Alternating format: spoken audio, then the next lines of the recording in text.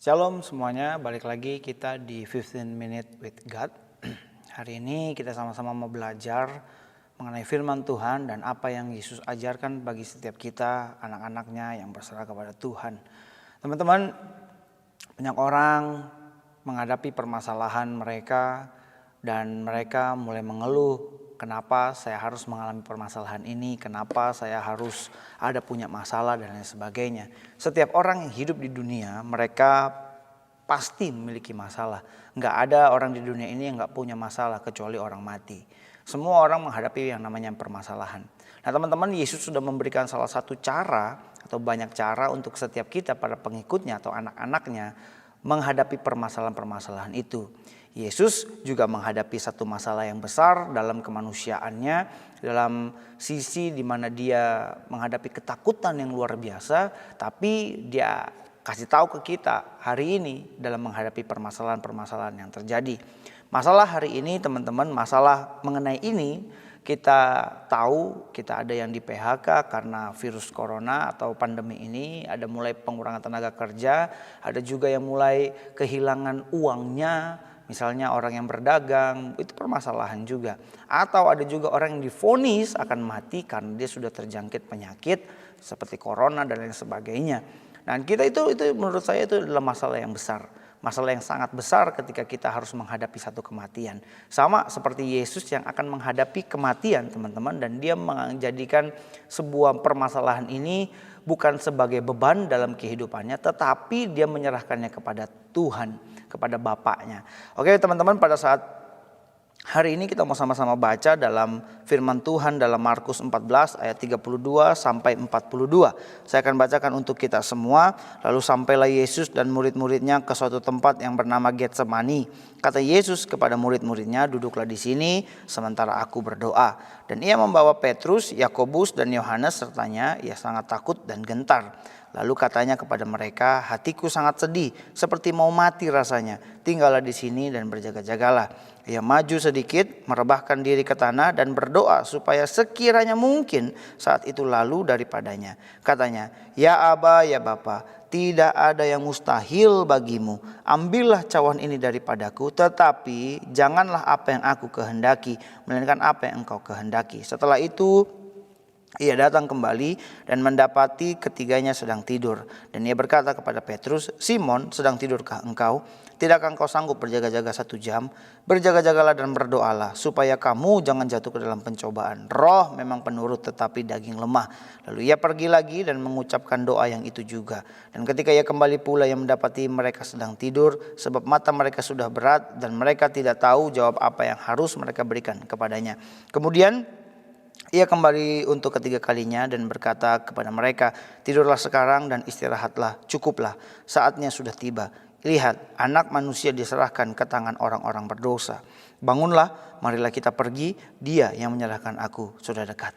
Nah teman-teman, dalam menghadapi permasalahan ini, Yesus enggak pusing, enggak bingung, enggak gundah gulana. Tetapi dia tahu apa yang harus dia kerjakan. Dan dia mencontohkan ini kepada setiap kita yang dicatat dalam Markus ini teman-teman semuanya. Supaya kita bisa mencontoh dia. Dialah guru kita yang harusnya kita tiru, yang digugu dan ditiru. Nah Yesus sudah memberikan contoh ketika menghadapi permasalahan yang besar. Sangat besar, yaitu kematian. Atas dirinya.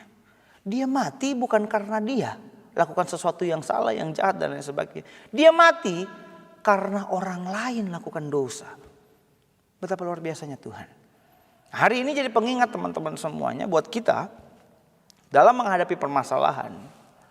Apa yang Yesus ajarkan? Yang pertama teman-teman, dalam menghadapi permasalahan Yesus mengajarkan hampirilah Allah dalam doa.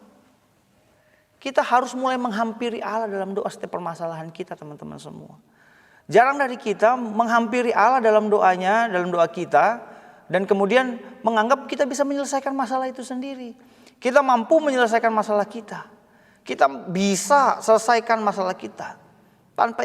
Tanpa harus mencampur tangankan Tuhan dalam masalah kita. Jadi kita harus mulai berpikir lagi. Sebenarnya kita ini siapa sih? Kok bisa kita ini seolah-olah menyelesaikan masalah kita sendiri? Kita nggak mampu, kita nggak bisa. Sekali lagi saya mau katakan teman-teman, kita perlu Tuhan. Kita perlu Yesus untuk menyelesaikan masalah kita. Nah, kemudian lihat lagi Bapak teman-teman semuanya, bahwa di ayat yang ke-32, ayat 32 kemudian ayat 35 sampai 36, ayat 32, lalu sampailah Yesus dan murid-muridnya ke suatu tempat yang bernama Getsemani. Kata Yesus kepada murid-muridnya, duduklah di sini sementara aku berdoa.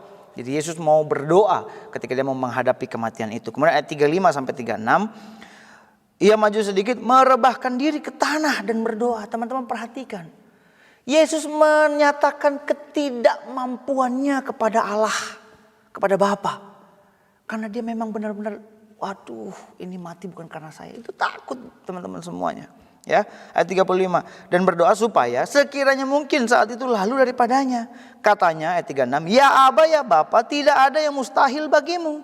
Ambillah cawan ini daripadaku, tetapi janganlah apa yang aku kehendaki, melainkan apa yang engkau kehendaki.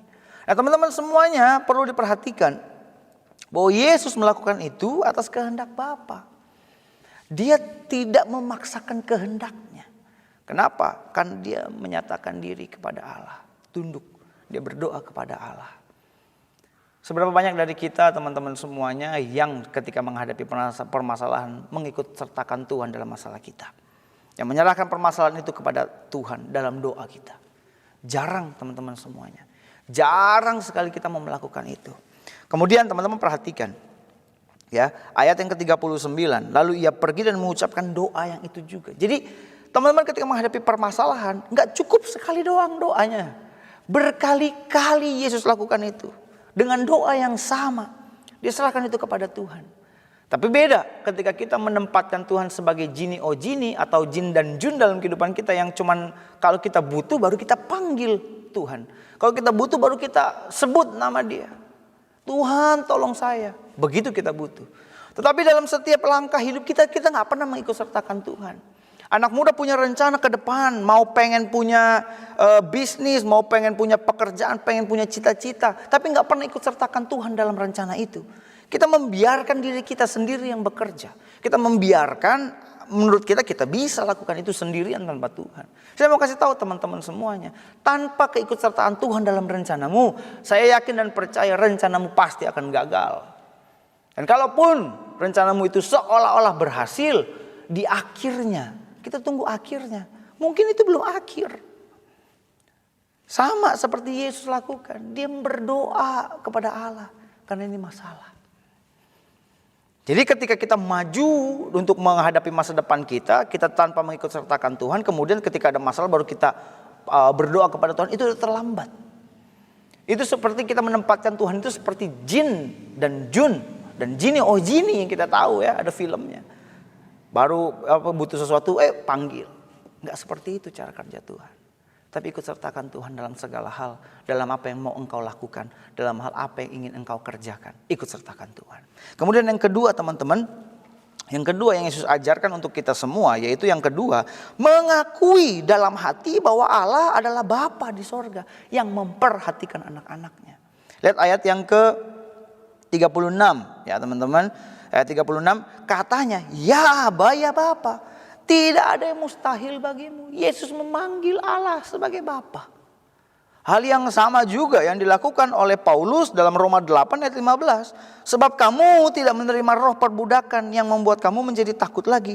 Tetapi kamu telah menerima roh yang menjadikan kamu anak Allah. Oleh roh itu kamu berseru, ya Aba, ya Bapa. Artinya teman-teman perlu kita ingat, kita inilah anak Allah. Kita panggil dia Bapa. Karena dialah Bapa kita. Kita perlu mungkin membayangkan dan mengingat waktu kita kecil teman-teman semuanya. Ketika kita kecil kita gak bisa jalan sendirian. Ya, baru belajar jalan kita udah jatuh. Baru berdiri udah jatuh, hilang keseimbangan. Tapi Bapa kita, dia pegang tangan kita.